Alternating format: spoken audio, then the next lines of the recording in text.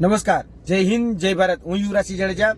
ગતરોજ ગૌણ સેવા પસંદગી મંડળ દ્વારા 4000 કરતાં પણ વધારે ભરતીઓની જાહેરાત કરવામાં આવી છે, જેમાં સચિવાલય અને બિન સચિવાલય માટે junior clerk, senior clerk, head clerk અને અલગ અલગ જે કેડરો છે, ટેકનિકલ, નોન ટેકનિકલ, એમાં પણ જેટલા જોવા જઈએ તો 24 જેટલા સંવર્ગો છે, એ સંવર્ગોની એ અલગ અલગ કેડરોની ભરતી એમને જાહેર કરી છે.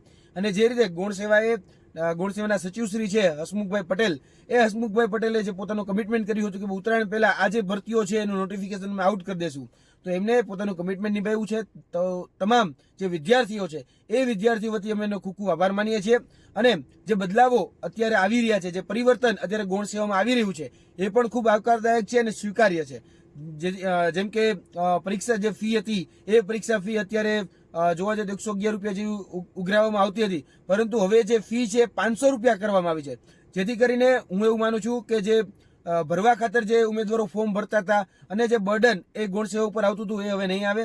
અને બીજી જે બાબત કે ખાસ કરીને જે સિલેબસ છે, એ સિલેબસમાં ભરતી પ્રક્રિયામાં આ બધી જ જગ્યાએ ચેન્જ કરવામાં આવ્યો છે. તો વિદ્યાર્થીને પણ એક ટકોર કરું છું કે આ જે સિલેબસ ચેન્જ થયો છે એમાં મેથ્સ, રિઝનિંગ, ગુજરાતી અને એની સાથે સાથે અંગ્રેજી, એનું પ્રમાણ છે વધ્યું છે. તો ખાસ કરીને આવા વિષય ઉપર તમે વધારે ભાર આપજો. અને જે લોકો સુપર કેડરમાં જવા મળે છે, સુપર ક્લાસ 3 કેડરમાં જવા માંગે છે, તો એમને હવે તો મુખ્ય પરીક્ષા પણ આપવી પડશે. તો એમને ગુજરાતી, અંગ્રેજી ઉપર સૌથી વધારે પકડ હોવી જોઈએ. તો દરેક જે વિદ્યાર્થીઓ છે, એ વિદ્યાર્થીઓ ગણિત, ગુજરાતી, અંગ્રેજી અને રિઝનિંગ, આ જે વિષયો છે એ વિષય ઉપર પોતાની પકડ જમાવે. કેમ કે ગુજરાત સરકારને હવે તાર્કિક રીતે અને બૌદ્ધિક રીતે બંને રીતે જે સક્ષમ હોય ને એવા ઉમેદવારોની પસંદગી કરવાની છે. એટલે આજે બદલાવો આવ્યા છે, આજે પરિવર્તન આવ્યા છે, એ પરિવર્તનને સ્વીકારી અને આપણે આગળ વધીએ.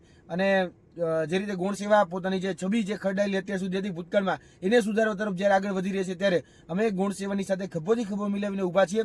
જ્યાં પણ અમારી જરૂર પડશે ત્યાં પણ અમે એમનો સહયોગ કરીશું. કેમ કે જો વિદ્યાર્થીઓ માટે કશું કંઈક સારું થતું હોય તો અમે પણ એ ગૌણ સેવા પસંદગી મંડળની સાથે છીએ. જય હિન્દ, જય ભારત.